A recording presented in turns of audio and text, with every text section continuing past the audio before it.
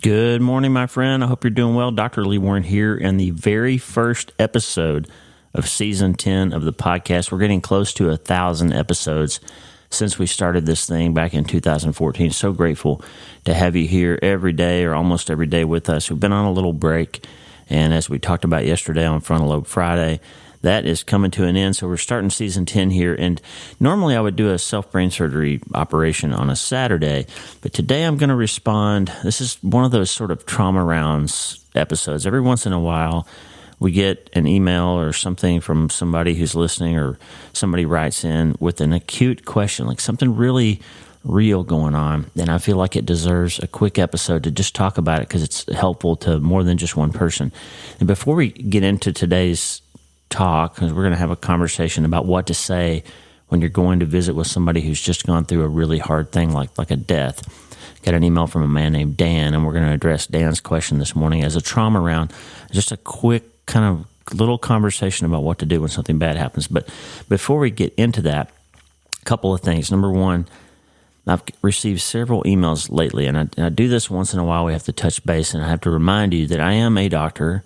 I'm a real-life board-certified neurosurgeon with a practice in Nebraska, and I take care of brain tumors and back pain and all kinds of things, carpal tunnels and all kinds of things related to the nervous system. But I'm not your doctor in the context of when we talk on the podcast about things. We'll talk about anxiety or depression or substances or recovery or grief or trauma or all those things. I can give you some thoughts and I can give you some advice, but I can't be your doctor, and I'm not a therapist. So once in a while, somebody will write in and say something like, hey, can we talk offline? Can you call me, or can we have a conversation about this particular situation? And I need you to understand, number one, the reach of this podcast is vast, and we have too many people asking those kinds of questions for me to be fair to anybody. Even if I could, I can't. I don't have enough time out of my real life to have a one-on-one with everybody who's listening. Obviously, you understand that.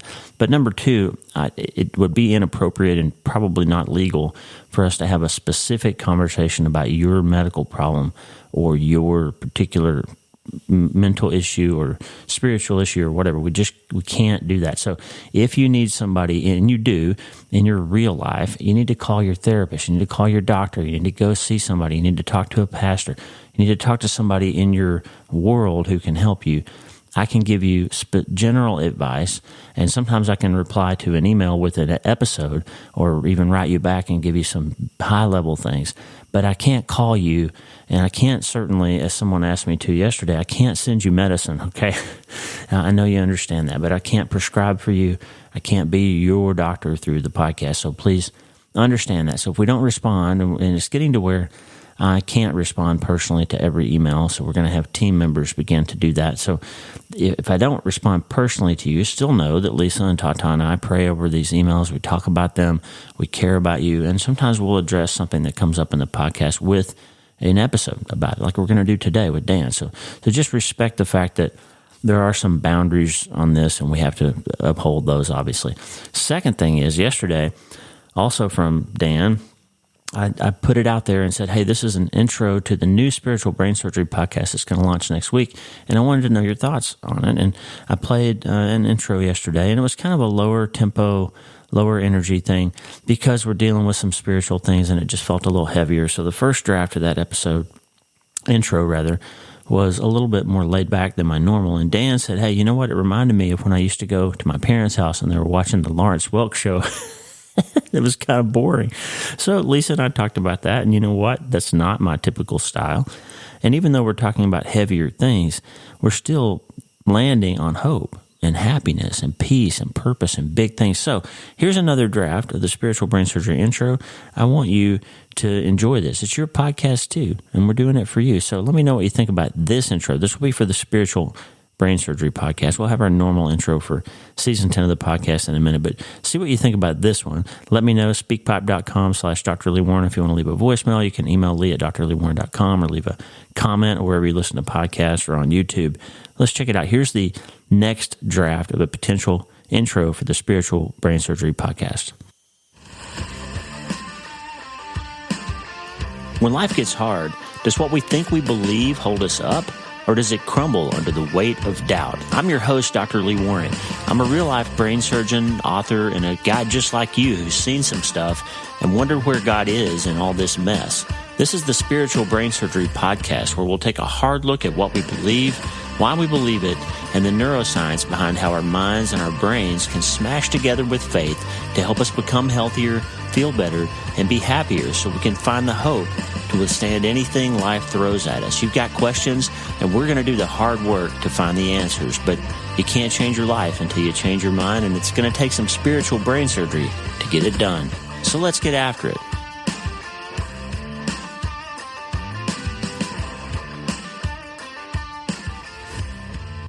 What do you think about that? I like that one. It feels a little bit more like me, and we're going to do some hard work in that podcast. We're going to take the lid off of our noggins and look at how our brains work with our faith and really get after it. So I like that one. I haven't played it for Lisa yet. She's hasn't heard that yet this morning, so we'll see what you think too, and we'll find just the right answer. God always provides just the right thing at the right time. So, okay, got an email from Dan. I'm not sure where Dan lives, but he wrote in for the first time. It says his wife shared the podcast with him after she heard me talking with Susie Larson on her show. And Dan wrote in, and this is a really heavy question. He has a friend whose wife had a car accident, whose wife's daughter, rather, had a car accident. The daughter's a young lady, 24 years old, has a newborn baby, and the young lady died in the car accident. The baby is okay, but now the husband has a baby and is widowed.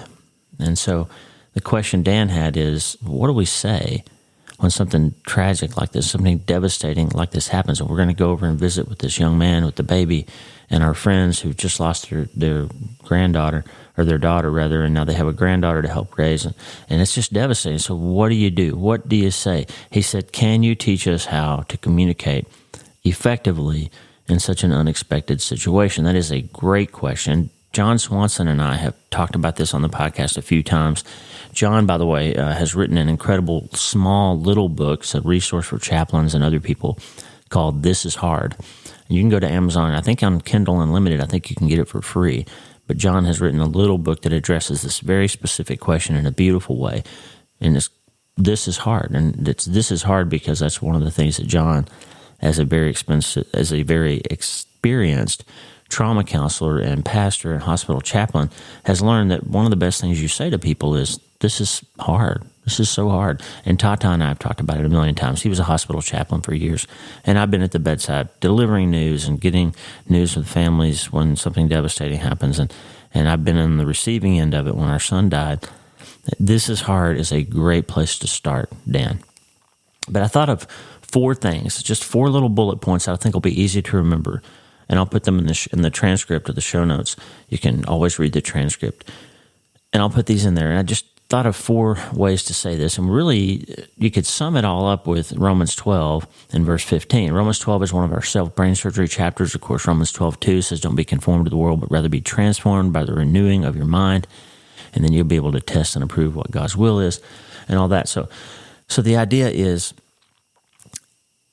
Romans chapter 12 gives us some bullet points on good ways to live as people of faith. And verse 15 gives us a one-sentence perfect thing to do in a situation like this. You're going to visit somebody who's just gone through a devastating thing. Romans 12:15 says, rejoice with those who rejoice and weep with those who weep. Notice what it doesn't say. It doesn't say show up and preach to them.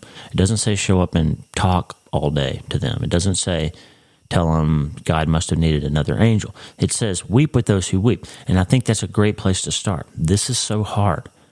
Cry with people. And I thought of 4 little things that should be easy to remember. John said it this way too, I think, one time. Number 1, what to say after a devastating situation to someone who's gone through something hard, a massive thing, a trauma, a tragedy, loss of a child, loss of a spouse, loss of a parent. Number 1, show up and shut up. Do go. Show up. Presence is powerful, okay? The people who came, we still remember. I can probably remember every single one of them. And I can remember the people who did not come, people who were close to us, that didn't show up, family member, really of all of our family, really one primary family member that didn't show up when my son died. And I haven't forgotten that. It's just not that I can't forgive. It's just that you don't forget the people who show up for you and the people who do not. So show up and shut up. Just show up. Wrap your arms around people. Hug them. Say, this is so hard. Weep with those who weep. That's a good place to start. Number 2, tears over talking. Like people knowing that you care. They're seeing that you're upset with them. You're weeping with those who weep. And you're not filling them with words that they have to process. Because right then, in the acute phase after this trauma and this massive thing has happened, you can't really process things. When people are just talking and talking and talking, it's like a brain hammer. All you can hear is the sound of their voice, and you wish they would stop, and you don't want to have to think of a courteous response, and you don't want to have to engage, and you just want somebody to say, this is so hard, I'm really sorry. And number 3, and this is really important, friend, even if you've been through something similar, okay, happens all the time with bereaved parents. They come over. We had a conversation with Dale and Joe Margaret's, the people we bought this beautiful place here from, and their son died of a glioblastoma when he was a young man. And Dale said it just right. Don't tell me that you know how I feel, because you don't know how I feel. We have a whole history with our son that's different than the history that you had with your daughter or with your mom or whoever you lost, and it's not the same. And your child died and my child died. They died in different circumstances. You don't know how I feel. So empathy over equivalence, okay? Put yourself in the position. What would it feel like to have my wife die in a car accident and I've got the baby but not the wife, and I've got to raise our child alone? That's a devastating situation. You can get inside that person's head and you can understand that they are wrecked right now. But they don't need to hear you say that you understand what they're going through. Oh, well, my wife died too, so I know what you feel. No, you don't. You don't know what that feels like. So empathy over equivalence. This goes back into the first 2 points. Show up and shut up, and tears over talking, and empathy over equivalence. Don't tell them that you know how they feel, okay? You don't. You know what it feels like to have lost your child. You know what it feels like to have lost your spouse. You know what it felt like to you to have lost your parent. You do not know what that young man feels like to have just lost his wife and have the baby alive and well, and he's got now to put a family together without his partner. You don't know what he feels there. And even if you had something like that happen, you may have a different spiritual situation than he does. You may have had a different relationship with your spouse than he does. Maybe they had a big fight that morning and he's worried that she was thinking about that instead of being careful in the car. Or maybe she was distracted because of the argument that they had. I'm not saying that happened with them. I'm just saying there's a way to understand that your situation and their situation are not the same. So empathize, don't make it equivalent, okay? That really hurts when somebody says, I know exactly why you feel it. No, you don't. You don't know how they feel. So empathy over equivalence. And the last one is this, and I tried to noodle out how exactly to say this, but it's important, especially Christians, when we show up, we can't help ourselves almost. We almost can't help ourselves. We start using scripture, we start saying things about God that we believe were applicable here. And this is where you hear people say things like, I guess God needed her more than you did, or God must have needed another angel, or at least he's in a better place now, or, well, he's not suffering, or those kinds of things. Or all this will work together for good for those who love the Lord, Romans 8:28. Don't say that. So the way I would come up with this sentence is this: theology in a grieving situation is kind of like salt. It needs to be correctly applied in very small amounts, and it needs to be high quality, or it can hurt more than it helps. If you put bad salt in a recipe, it's going to taste bad, and nobody's going to be able to eat it. If you put way too much salt in a recipe, it's going to be too salty, and nobody's going to eat it. It ruins it, okay?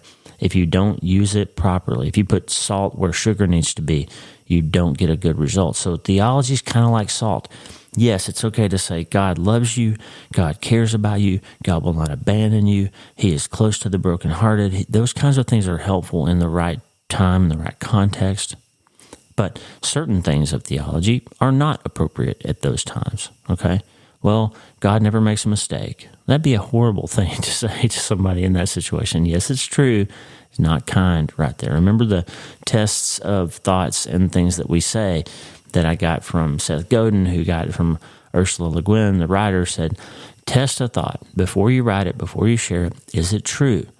Is it necessary or helpful? Is it compassionate or at least unharmful? Like, put those filters in place. Is it true what I'm about to say? Does God really need another angel? Well, first of all, that's bad theology. People don't become angels when they die. They don't.